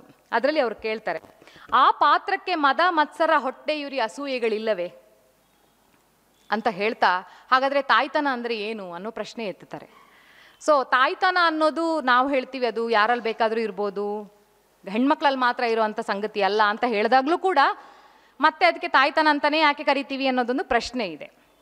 ಆದರೆ ಅದು ಅದನ್ನು ನೀವು ಒಂದು ಕ್ಷಣದ ಒಂದು ಕಾಳಜಿ ಅಥವಾ ಒಂದು ವಾತ್ಸಲ್ಯ ಅಥವಾ ಒಂದು ಮಾರ್ಧವ ಅಂತ ಹೇಳೋದಾದರೆ ಅವರು ಅದೊಂದು ಟ್ರಾನ್ಸಿಯೆಂಟ್ ಆದ ಫೀಲಿಂಗ್ ಅಂತ ಎಕ್ಸ್ಪ್ಲೈನ್ ಮಾಡ್ತಾರೆ. ಅಂದರೆ ಬಂದು ಹೋಗುವ ಭಾವ, ಯಾವುದೊಂದು ಕ್ಷಣದಲ್ಲಿ ಯಾರಲ್ಲಿ ಬೇಕಾದರೂ ಬಂದು ಹೋಗುವ ಭಾವ, ಸ್ಥಾಯಿ ಭಾವ ಅಲ್ಲ ಅದು. ಈಗ ಇದೆ, ಈಗ ಇಲ್ಲ ಅಂತ ಅವ್ರು ಹೇಳ್ತಾರೆ. ಅದು ತುಂಬ ಬ್ಯೂಟಿಫುಲ್ಲಾಗಿ ಅವರು ಅದನ್ನು ಅಲ್ಲಿ ವಿವರಿಸ್ತಾರೆ. ಸೊ ಹೀಗೆ ಹೇಳೋದಾದರೆ ತುಂಬ ವಿಷಯಗಳಿದೆ. ಇವರ ಕವಿತೆಗಳನ್ನು ಇಟ್ಟುಕೊಂಡು ಮಾತಾಡಬೇಕಾದ ಸಾಕಷ್ಟು ವಿಷಯಗಳಿದ್ದಾವೆ. ನನ್ನನ್ನು ನಾನು ಅಲ್ಲಗಳೆದು ಮತ್ತೆ ನನ್ನನ್ನು ನಾನು ಸೃಷ್ಟಿಸಿಕೊಳ್ಳೋದಿದೆಯಲ್ಲ, ಅದು ಬಹಳ ದೊಡ್ಡ ಪ್ರೋಸೆಸ್. ಅದು ನನ್ನ ಅಂತ್ಯಕ್ರಿಯೆ ನಾನೇ ಮಾಡಿದ್ದೇನೆ ಅಂತ ಅವರು ಬರೀತಾರೆ. ಹಾಗೆ ನಾನು ನನ್ನ ಸ್ವರ ಬಣ್ಣ ಪದ ಈಗ ಹೊಸ ಹಾಡ ಹುಟ್ಟು ಹಾಕಿದ್ದೇವೆ ಅಂತ ಬರೀತಾರೆ. ಕೊನೆಯಲ್ಲಿ ನಾನು ಹೆಣ್ಣು ಗಂಡು ಮೀರಿದ ಬಿರುಗಾಳಿ, ನನ್ನ ರಭಸದಲ್ಲಿ ಸಿಟ್ಟು ಅಬ್ಬರಿಸಿ ಚಲನೆ ರಚನೆಗಳು ಸುಟ್ಟು ಬೂದಿಯಾಗಿಸಿ ಅಂತ ಬರೀತಾರೆ. ಹೀಗೆ ಆ ಒಂದು ತನ್ನನ್ನು ತಾನು ಕಂಡುಕೊಳ್ಳುವಂತಹ ಆ ಪ್ರೋಸೆಸ್ನಲ್ಲಿ ಅವರ ದನಿ ಅನ್ನೋದಿದೆಯಲ್ಲ, ಅದು ಕೇವಲ ಧ್ವನಿ ಅಂದರೆ ಆ ಧ್ವನಿ ಅನ್ನೋದು ಭಾಷೆ ಕೂಡ ಹೌದು, ಧ್ವನಿ ಅನ್ನೋದು ಸ್ವರ ಕೂಡ ಹೌದು, ಧ್ವನಿ ಅನ್ನೋದು ಒಂದು ಚಿತ್ರ ಮೂಡಿಸುವ ಒಂದು ಅರ್ಥವೂ ಕೂಡ ಹೌದು. ಹಾಗಾಗಿ ಒಂದು ವಿಸ್ತಾರವಾದ ನೆಲೆಯಲ್ಲಿ ಧ್ವನಿ ಎನ್ನುವ ಒಂದು ಪದ ಅರ್ಥ ಪಡ್ಕೊಳ್ತಾ ಹೋಗುತ್ತೆ. ಹಾಗೆ ಇನ್ನೊಂದು ಕಡೆ ಅವರು ತೋಟ ಮತ್ತು ಕಾಡು ಅದನ್ನು ಒಂದು ಜಕ್ಸ್ಟಪೋಸ್ ಮಾಡ್ತಾರೆ. ಅದು ತುಂಬ ಚೆನ್ನಾಗಿದೆ. ಒಂದು ಕಡೆ ಹೆರಳೆ ಹಣ್ಣು ಇರುತ್ತೆ, ಇನ್ನೊಂದು ಕಡೆ ನೇರಳೆ ಇರುತ್ತೆ. ಹೆರಳೆಯನ್ನು ಹೆರಳೆಯಾಗಿ ನೋಡೋಕ್ಕೆ ಇಷ್ಟಪಡ್ತಾರೆ, ನೇರಳೆಯನ್ನು ನೇರಳೆಯಾಗಿ ನೋಡೋಕ್ಕೆ ಇಷ್ಟಪಡ್ತಾರೆ. ನಮ್ಮ ತೋಟಗಳಲ್ಲಿ ಹೆಂಗಿರುತ್ತೆ ಅಂದರೆ ಒಂದೇ ಬಗೆ ಒಂದೇ ಸೈಜಿನ ಗಿಡಗಳು ಒಟ್ಟಿಗೆ ಇರ್ತವೆ, ಅವು ಒಂದೇ ಬಣ್ಣದಲ್ಲಿ ಇರ್ತವೆ, ಅವು ಹಾಗೆ ಇರ್ತವೆ. ನಮ್ಮ ಸಮಾಜ ಕೂಡ ಹಾಗೆ ಇರೋದು. ನೀವು ಹೀಗೆ ಇದ್ದಾಗ ಮಾತ್ರ ಎಕ್ಸೆಪ್ಟೇಬಲ್, ಇಲ್ಲದಿದ್ರೆ ಇಲ್ಲ. ನಾನು ಹೆರಳೆಯೂ ಆಗ ಬಯಸಲಿಲ್ಲ, ನೇರಳೆಯೂ ಆಗ ಬಯಸಲಿಲ್ಲ, ನಾನು ಹೆಣ್ಣೆರಳೆ ಆದೆ. ಅದಕ್ಕೆ ಇಲ್ಲಿ ನಮ್ಮ ತೋಟದಲ್ಲಿ ಸಮಾಜದಲ್ಲಿ ಜಾಗ ಇಲ್ಲ. ಸೊ ನಾನು ಹಾಗಾಗಿ ಕಾಡು ಒಂದೇ ಇದಕ್ಕೆ ಆಶ್ರಯ ಕೊಡುವಂಥದ್ದು ಅಂತ ಅನ್ನುವ ಮಾತನ್ನು ಹೇಳ್ತಾರೆ. ಸೊ ಹೀಗೆ ಅವರ ಒಂದು ಪಯಣ, ಅವರ ಒಂದು ನೋವು, ಅದು ಕೇವಲ ನೋವಿನ ಅಭಿವ್ಯಕ್ತಿಯಾಗದೆ ಒಂದು ಸೆಲ್ಫ್ ಅಸರ್ಷನ್ ಆಗಿ ಮೂಡಿ ಬಂದಿರುವಂತಹ ಬಗೆಯನ್ನು ನಾವಿಲ್ಲಿ ಗುರುತಿಸ್ತೇವೆ. ಹಾಗೆ ಚಾಚಿದ ಆ ಕೈಗಳು ಅನ್ನೋದು ಕೂಡ ಬಹಳ ನೆಲೆಯ ಅರ್ಥವನ್ನು ಧ್ವನಿಸುವಂಥದ್ದು. ಮುಂದೆ ಪ್ರಿಯಾಂಕಾ ಅವರ ಸ್ವಾಭಿಮಾನದ ಗತ್ತಿನ್ಯಾಗ ಅನ್ನುವ ಸಂಕಲನ ಈಗಾಗಲೇ ಹೇಳಿದ ಹಾಗೆ ಅದು ವಾಸ್ತವದ ಆ ಕಟು ವಾಸ್ತವದ ಕೆಂಡವನ್ನು ಉಡಿಯಲ್ಲಿ ಇಟ್ಟುಕೊಂಡು ಬರೆದಿರುವಂತಹ ಕವಿತೆಗಳು. ಹಾಗಾಗಿ ಅದು ಹೋರಾಟದಿಂದ ಅಥವಾ ಒಂದು ಆ ಹೋರಾಟದ ಕೆಚ್ಚು, ಆ ಜನ ಸಮುದಾಯವನ್ನು ಉದ್ದೇಶಿಸಿ ಮಾತನಾಡುವ ಮಾತುಗಳ ರೆಟರಿಕ್ ಅನ್ನೋದು ಆ ಕವಿತೆಗಳಲ್ಲಿ ಹಾಗೆ ನಮಗೆ ವ್ಯಕ್ತ ಆಗೋದನ್ನು ನಾವು ಗಮನಿಸ್ತೇವೆ. ಆ ಹೆಸರೇ ಸ್ವಾಭಿಮಾನದ ಗತ್ತಿನ್ಯಾಗ ಅನ್ನುವ ಆ ಶೀರ್ಷಿಕೆಯೇ ಬಹಳ ವಾಚ್ಯವಾಗಿರುವಂಥದ್ದು ಮತ್ತು ಬಹಳ ಎಸರ್ಟ್ ಮಾಡಿಕೊಳ್ಳುವಂಥ ನೆಲೆಯದ್ದು ಆಗಿದೆ. ಮಂಜುಳಾ ಅವರು ಬರೆದ ಹಾಗೆ ಪ್ರಿಯಾಂಕಾ ಅವರು ಕೂಡ ಬರೀತಾರೆ, ಈಗೀಗ ಬರೆಯಲಾಗದ ನೋವುಗಳೇ ಹೆಚ್ಚು ನನ್ನೊಳಗೆ, ನಮ್ಮವರ ಬದುಕಿನ ಹೋರಾಟ ನಿನ್ನೆ ಮೊನ್ನೆಯದಲ್ಲ ಅಂತ ಬರೀತಾರೆ. ಬಹುಶಃ ಹೀಗಿದ್ರೂ ಕೂಡ ಬರೆಯದೇ ಇರೋಕ್ಕಾಗಲ್ಲ. ಹಾಗಾಗಿಯೇ ಪ್ರಿಯಾಂಕಾ ಮಾವಿನ್ಕರ್ ಅವರು ಬರವಣಿಗೆಯ ಮೂಲಕವೇ ನಮಗೆ ಬಿಡುಗಡೆಯನ್ನು ಕಂಡುಕೊಳ್ಳುವ ಬಗೆಯಾಗಿ ಈ ಕವಿತೆಗಳನ್ನು ಬರೆದಿದ್ದಾರೆ ಅಂತ ನಾನು ಭಾವಿಸ್ತೇನೆ. ಎಲ್ಲ ಎಲ್ಲೆಯನ್ನು ಮೀರುವುದೇ ಪ್ರೀತಿ ಅಂತ ಒಂದು ಕಡೆ ಅವರು ಬರೀತಾರೆ. ಹಾಗೆ ಬರಿಬೇಕಾದರೂ ಕೂಡ ಕಂಗಳಲ್ಲಿ ಜಾತಿ ಧರ್ಮದ ಜ್ವಾಲೆ ಉರಿಯುವುದು ಕಂಡು ದಿಗಿಲುಗೊಂಡೆ ಅಂತ ಬರೀತಾರೆ. ಇದು ಅವರು ಒಂದು ಸಂಬಂಧಗಳ ಹಿನ್ನೆಲೆಯಲ್ಲಿ ಬರಿತಾ ಇರುವಂಥ ಒಂದು ಕವಿತೆ. ಅಂದರೆ ಎಷ್ಟೋ ಸರ್ತಿ ನಾವು ಸಮಾಜದಲ್ಲಿ ಬದಲಾವಣೆ ತರುವ ಮಾತುಗಳನ್ನು ಆಡ್ತಾ ಇರಬೇಕಾದ್ರೇ ಕೂಡ ನಮ್ಮ ಒಳಗೆ ಎಷ್ಟು ಸಣ್ಣತನಗಳು ಸ್ವಾರ್ಥ ಇರುತ್ತೆ ಅನ್ನೋದನ್ನು ಅವರು ಆ ಪದ್ಯದಲ್ಲಿ ಹೇಳ್ತಾರೆ. ಬಹುಶಃ ಇಂತಹ ಕಡೆಯಲ್ಲಿ ಸೋಲುವುದೇ ಆ ನಮ್ಮ ಅಸ್ತಿತ್ವವನ್ನು ಕಂಡುಕೊಳ್ಳುವಂಥ ದಾರಿ ಆಗುತ್ತೆ. ನಾವು ಗೆದ್ದು ಅದಕ್ಕೆ ತುಪ್ಪ ಸುರಿಯೋದಕ್ಕಿಂತ ಅದರಿಂದ ವಿತ್ಡ್ರಾ ಆಗಿ ನಮ್ಮತನವನ್ನು ನಾವು ಕಂಡುಕೊಳ್ಳೋದೇನೆ ಬಹುಶಃ ನಮ್ಮ ಅಸ್ತಿತ್ವವನ್ನು ನಾವು ಗಟ್ಟಿಗೊಳಿಸುವಂಥ ದಾರಿ ಅಂತ ಹೇಳಿ ಅವರು ಅದರಲ್ಲಿ ಹೇಳ್ತಾ ಹೋಗ್ತಾರೆ. ಬಹಳ ಪೊಲಿಟಿಕಲ್ ಆಗಿರುವಂತಹ, ನೇರವಾಗಿ ಪೊಲಿಟಿಕಲ್ ಆಗಿರುವ ಪದ್ಯಗಳು ಅವರ ಸಂಕಲನದಲ್ಲಿದ್ದಾವೆ. ರಾಮನ ಹೆಸರಿನಲ್ಲಿ ಮಾಡುವ ರಾಜಕಾರಣ, ಕೊರೋನಾ ಸಂದರ್ಭದಲ್ಲಿ ಜನರು ಅನುಭವಿಸಿದಂಥ ಸಂಗತಿಗಳು, ಆ ರೈತರ ಹೋರಾಟ, ಹಿಜಾಬ್ ಸಂಗತಿ ಮತ್ತು ಚೌಕಿದಾರನ ಬಣ್ಣದ ಮಾತುಗಳ ಬಗ್ಗೆ ಪ್ರತಿಕ್ರಿಯೆ, ಇವೆಲ್ಲವನ್ನು ಕೂಡ ಬಹಳ ನೇರವಾಗಿ ಅವರು ತಮ್ಮ ಕವಿತೆಗಳಲ್ಲಿ ತಂದಿದ್ದಾರೆ. ಇವತ್ತಿನ ಕಾಲದಲ್ಲಿ ಇಷ್ಟೊಂದು ದಿಟ್ಟವಾಗಿ ಪ್ರಿಯಾಂಕಾ ಬರೀತಾ ಇದ್ದಾರೆ ಅನ್ನೋದು ನಿಜವಾಗ್ಲೂ ಕೂಡ ಬಹಳ ಖುಷಿಯ ಸಂಗತಿ. ರಾಮ ಅನ್ನೋದನ್ನು ನಮ್ಮ ಪ್ರಸಕ್ತ ರಾಜಕಾರಣ ಅನ್ನೋದು ಯಾವ್ಯಾವ ರೀತಿಯಲ್ಲಿ ಬೇಳೆ ಬೇಯಿಸ್ಕೊಳ್ಳೋದಕ್ಕೆ ರಾಮನ ಹೆಸರನ್ನು ಬಳಸ್ಕೊಳ್ತಾ ಇದ್ದಾರೆ, ರಾಮನ ಹೆಸರಲ್ಲಿ ಎಂತಹ ರಾಜಕಾರಣ ಮಾಡ್ತಾ ಇದ್ದಾರೆ ಅನ್ನೋದೆಲ್ಲ ಗೊತ್ತಿರುವ ಸಂಗತಿನೇ. ಪ್ರಿಯಾಂಕ ಬರೀತಾರೆ, ಮಾತೆ ಎಂದು ಘೋಷಣೆ ಹಾಕುವ ಕೈಗಳು ಹೇಗೆ ನನ್ನನ್ನು ಆವರಿಸಿಕೊಂಡಿವೆ. ಮಾತೆ ಅಂತ ನನ್ನನ್ನು ಕರಿತಾ ಇರೋ ಹೊತ್ತಿಗೆನೆ ಆ ಕೈಗಳೇ ನನ್ನನ್ನು ಆವರಿಸಿಕೊಂಡಿದ್ದಾವಲ್ವಾ. ಅದಕ್ಕೆ ಹೇಳ್ತಾರೆ, ರಾಮನಿಗೆ ಹೇಳ್ತಾರೆ, ನಿನ್ನ ಭಕ್ತರ ಮನದಲ್ಲೊಮ್ಮೆ ನೆಲೆಸು ಅಂತ. ರಾಮ, ನಿನ್ನ ಭಕ್ತರಿಗೆ ನೀನೇ ಬುದ್ಧಿ ಹೇಳು ಅಂತ ಕರೀತಾರೆ.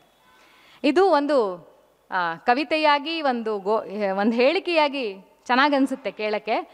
ಆದರೆ ಇನ್ನೂ ಸ್ವಲ್ಪ ಆಳಕ್ಕೆ ಹೋದರೆ ಇಡೀ ಒಂದು ನೆರೆಟಿವ್ನಲ್ಲೇ ರಾಮನ ನೆರೆಟಿವೇ ಇರೋದು ಯಾವ ನೆಲೆಯಲ್ಲಿ ಕಟ್ಟಿದ್ದೀವಿ ನಾವು? ಒಂದು ಪೇಟ್ರಿಯಾರ್ಕಲ್ ಆಗೇ ಕಟ್ಟಿರುವಂಥದ್ದು, ಅಥವಾ ಒಂದು ದುಷ್ಟ ಸಂಹಾರ ಅನ್ನೋದು ಯಾವ ನೆಲೆಯಲ್ಲಿ ಬಂದಿದೆ ಅದನ್ನು ನಾವು ನೋಡಿದ್ರೆ, ಈ ಮಾತನ್ನು ಇನ್ನೂ ಆಳಕ್ಕೆ ಇಳಿದ್ರೆ ಇದನ್ನು ನಾವು ಒಪ್ಕೊಳ್ಳೋಕ್ಕೆ ಕಷ್ಟ ಆಗುತ್ತೆ. ಸೊ ಹೀಗಾಗಿ ಹೋರಾಟದ ಕೆಚ್ಚು, ಆ ಒಂದು ಹೋರಾಟದ ಝಳ ಅವರ ಕವಿತೆಯಲ್ಲಿ ಹಾಗೆ ನಮಗೆ ಕಾಣಿಸುತ್ತೆ. ನ್ಯಾಯದ ನಡೆಗೆ ದೇಶದ್ರೋಹದ ಪಟ್ಟ ಕಟ್ಟಿದ ದೊರೆಗೆ ಸಂವಿಧಾನದ ಕಾಲಾಳುಗಳದ್ದೇ ಭಯವಂತೆ ಅಂತ ಪ್ರಿಯಾಂಕ ಬರೀತಾರೆ. ಅವರ ತುಂಬ ಇಷ್ಟವಾದ ಕವಿತೆ ಒಂದು ತಿರಂಗ ಅನ್ನುವ ಕವಿತೆ. ನಮಗೆಲ್ರಿಗೂ ಗೊತ್ತಿದೆ, ಹರ್ ಘರ್ ಮೇ ತಿರಂಗ ಅಂಥೇಳಿ ಮಾಡಿ ಎಲ್ಲರೂ ಮನೆ ಮುಂದೆ ಹಾಕಬೇಕು ಬಾವುಟವನ್ನು ಅಂಥೇಳಿ, ದೇಶಭಕ್ತಿಯನ್ನು ತೋರಿಸ್ಕೊಳ್ಳೋದಕ್ಕೆ ಅಂತ. ಅದಕ್ಕೆ ಅವರು ಬರೆದಿರುವ ಕವಿತೆ, ಅದರ ಕೆಲವು ಸಾಲುಗಳನ್ನಷ್ಟೇ ನಿಮ್ಮ ಮುಂದೆ ಇಡ್ತೇನೆ. ಊರಿಲ್ಲ, ಕೇರಿಯೂ ಇಲ್ಲ, ತಲೆಯ ಮೇಲೊಂದು ಸೂರಿಲ್ಲ, ಬೀದಿಗಳೇ ನಮ್ಮನ್ನು ಒಪ್ಪಿಕೊಂಡು ಬದುಕಿಸುತ್ತಿದ್ದಾವೆ. ಹೀಗಿರಬೇಕಾದ್ರೆ ಜಂಡವನ್ನು ಹಾರಿಸೋದಾದರೂ ಎಲ್ಲಿ?